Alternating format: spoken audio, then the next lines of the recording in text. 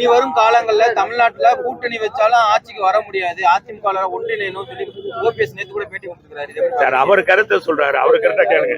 எங்க பொதுச் செயலாளர் சொல்லிட்டாரு, கட்சியை வலுப்படுத்துங்க.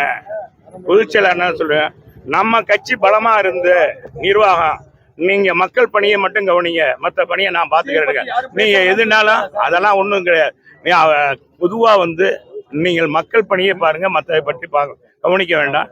மக்களுக்கான திட்டங்கள் சென்றடையுதா, மக்கள் குறையில எடுத்து சொல்லுங்க அப்படின்னு சொல்லியிருக்காரு. அதை தான் நாங்க செஞ்சிருக்கோம். கட்டமைப்பை இன்னும் வலுப்படுத்துங்க அப்படின்னு இருக்காங்க, செஞ்சுட்டு இருக்கோம். 16ஆம் தேதி போராட்டம், கூட்டணி ஆட்சி தான் அமையும், அதிகார பகிர்வு நடக்கும் அன்புமணி ராமதாஸ் சொல்றாரு. அது என்னன்னா இப்போ எல்லாம் சொல்ல முடியாது. சொல்ற கேளுங்க, இதே பாட்டாளி மக்கள் கட்சி நாடாளுமன்ற தேர்தலுக்கு எங்களோட பேசிட்டு இருந்தாங்க. 10 நாளைக்கு முன்னால எங்க கூட கூட்டணி இருக்குன்னு 10 நாள்ல மாறிச்சு. இப்ப எனக்கு டாக்டர் இன்னைக்கு பேசியிருக்காரு. டாக்டர் எப்ப வேணாலும் இந்த கூட்டணி என்பது இப்ப பேசுறதுக்கு உரிய தருணம் அல்ல. தோழமை கட்சி என்பது அந்த நேரத்தில் முடிவெடுக்கக்கூடிய தேர்தல் நேரத்துல எந்தெந்த கட்சியில் யாரோட சேர்றது என்பது கொள்கை முடிவு அல்ல இது. அது ஏன்னா அந்த நேரத்துல அந்த வாக்குகள்லாம் இவங்களை சேர்த்துக்கலாமா அப்படின்னு அமைக்கிறதா. இப்ப போய் நீங்க கூட்டணியா பேசினா வேஸ்ட். எது வேணாலும் பேசலாம், அவங்க யார் வேணாலும் பேசுவாங்க. 16ஆம் தேதி மதுரையில் ஆர்ப்பாட்டம், தங்கமணி தலைமையில ஆர்ப்பாட்டம் அறிவிச்சிருக்காரு. எப்படி அதுக்கான ஏற்பாடு எப்படி போயிட்டு இருக்கு? அதெல்லாம் ஏற்பாடு 3 மாவட்டமும் சிறப்பாக செஞ்சிருக்கோம். ஏற்கனவே நாங்கள் மாநகராட்சியை கண்டித்து நம்ம தென்னவன் டாக்ஸி கிட்ட ஆர்ப்பாட்டம் பண்ணியிருக்கோம். இப்போ தென் பகுதியில் இப்போ பார்த்தீங்கன்னா கிழக்கு பகுதியில் இருக்கிற 28 வார்டுகளில் இந்த மாதிரி மாநகராட்சியுடைய பணி மெத்தனமாக இருக்கு.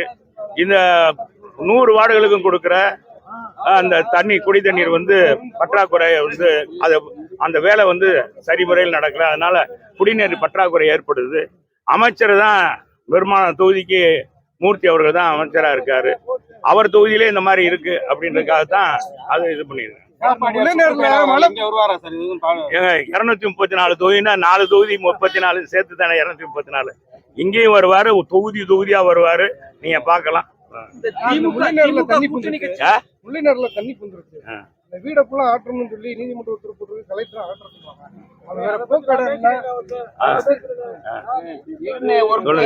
முல்லை நகர் நேற்று இன்றைக்கு உருவானது இல்லை. அவர் சொல்ல 60 ஆண்டுகளுக்கு மேலாக இருக்கிறது. அங்க தண்ணி போகிறதுக்கான வழி கிடையாது. இப்ப என்னன்னா செயற்கையாக நம்முடைய அமைச்சர் தொகுதியிலிருந்து வர்ற கழிவு நீர் தண்ணி எல்லாம் அந்த முல்லை நகருக்கு திருப்பி விட்டாங்க. அதனாலதான் இந்த பாதிப்பு. நாங்க இருக்கும்போது ஒரே ஒரு தடவை பாதிப்பு வந்துச்சு. அதுக்கடுத்து நாங்க அதுக்கான வழிகளையெல்லாம் செஞ்சுட்டோம். அதாங்க முறையாக பொதுப்பணித்துறை இதை வாய்க்கால்லாம் தூர்வாரி இருந்தா இந்த பணியே ஏற்பட்டிருக்காது, இந்த சிரமமே ஏற்பட்டிருக்காது, முல்லை நகருக்கு தண்ணியே வந்திருக்காது. இது நீதியரச ஆணையிட்டது என்னன்னா எல்லா முல்லை நகருக்கு மட்டும் இல்ல, எல்லா நீர்நிலையும் தமிழ்நாட்டில் இருக்க அப்படி சொன்னா மாநகராட்சியே நீர்நிலையில தான் இருக்கு. அப்ப உயர் நீதிமன்றம் நீர்நிலையில தான் இருக்கு. நம்ம மதுரை உயர் நீதிமன்ற கிளையும் நீர்நிலையில தான் இருக்கு. எல்லா இடங்களும் அப்படித்தான் இருக்கு. சென்னையில பாத்தீங்கன்னா நிறைய அபார்ட்மெண்ட் இருக்கு. இதெல்லாம் எப்ப என்னைக்கு அகற்றுறது? இதெல்லாம் கதைக்கு ஏதோ ஒரு நீதியரசர் சொல்றாரு. அவருக்கு அடித்த தகவல் அடிப்படையில சொல்றாரு, நீர்வழிச்சாலைகள்ல ஆக்கிரமிப்பு இருந்தா அகற்றுவாங்க. அதுக்காக 60 ஆண்டுகள் 70 ஆண்டுகள் இருக்கிற மக்களை போய் இன்னைக்கு விரட்டி விட்டா எங்க போவாங்க?